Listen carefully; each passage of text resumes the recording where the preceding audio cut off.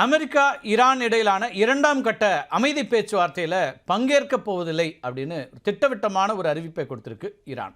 ஈரானோட கப்பல் ஒன்றை அமெரிக்கா கைப்பற்றிருக்கிறதுனால மத்திய கிழக்கில் மீண்டும் போர் பதற்றம் அதிகரிச்சிருக்கு. அமெரிக்க கடற்படையினுடைய வழிகாட்டும் ஏவுகணை அழிப்பு கப்பலாக இருக்கக்கூடிய யுஎஸ்எஸ் ஸ்புரன்ஸ் அதை என்ன பண்ணுதுன்னா ஓமன் வளைகுடாவில் வைத்து ஈரானுடைய டோஸ்கா அப்படிங்கிற சரக்கு கப்பலை வழிமறிக்குது. ஈரான் இந்த சம்பவத்தை கடற்கொள்ளை அப்படின்னு சொல்கிறாங்க. அமெரிக்க போர் நிறுத்த ஒப்பந்தத்தை மீறிவிட்டதாக குற்றம் சாட்டியிருக்கக்கூடிய ஈரானுடைய இராணுவம் இதுக்கு மிக விரைவில் தகுந்த பதிலடி கொடுக்கப்படும் அப்படிங்கிற ஒரு எச்சரிக்கையும் கொடுக்குது. அமெரிக்க கடற்படையினால் கைப்பற்றப்பட்ட ஈரானுடைய டோஸ்கா கப்பல் 295 மீட்டர் நீளம் கொண்டது.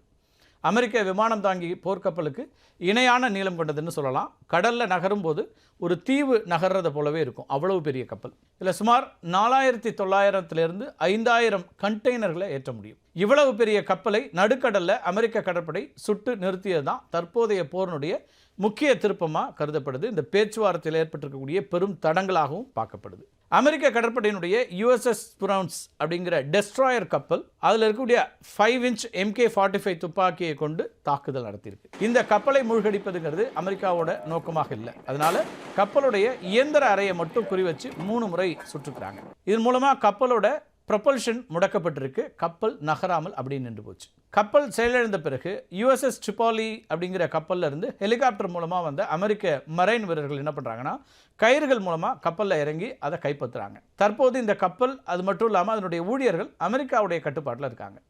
கப்பல் கைப்பற்றப்பட்ட வீடியோவை அமெரிக்காவுடைய சென்காம் வெளியிட்டு 1988ஆம் ஆண்டுக்கு பிறகு அமெரிக்காவுக்கும் ஈரானுக்கும் கடலில் நடக்கக்கூடிய மிகப்பெரிய ஒரு நேரடி மோதல் இது அப்படின்னு சொல்லலாம். 1988ஆம் ஆண்டில் ஆபரேஷன் பிரேயிங் மேண்டிஸ் அப்படிங்கிற பேரில் ஈரான் கடற்படை மேலே அமெரிக்கா மிகப்பெரிய தாக்குதலை நடத்துச்சு. பாரசீக வளைகுடாவில் ஈரான் வைத்த கன்னிவெடியில் அமெரிக்காவுடைய யுஎஸ்எஸ் சாம்பல் பி ராபர்ட்ஸ் அப்படிங்கிற கப்பல் சிக்கி சேதமடைஞ்சிச்சு.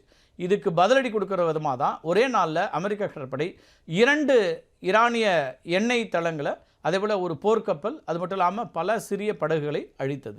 டோஸ்கா கப்பல் விவகாரம் அப்படிங்கிறது ஒரு சிறிய மோதலாக தொடங்கி இப்போ அமெரிக்கா மற்றும் ஈரான் இடையில் மீண்டும் ஒரு நேரடி போர் மூலக்கூடிய ஒரு அபாயத்தை ஏற்படுத்தியிருக்கிறது. அடுத்த 48 மணி நேரம் மிகவும் முக்கியமானதாக பார்க்கப்படுகிறது. எனவே இந்த 2 நாடுகளுக்கு இடையில் அமைதிக்கான வழிவகை இருக்கிறதா அல்லது மோதல் இன்னும் பெரிதாக போகிறதா அப்படிங்கிற அந்த கேள்விதான் இப்போது பிரதானமாக எழுந்திருக்கிறது.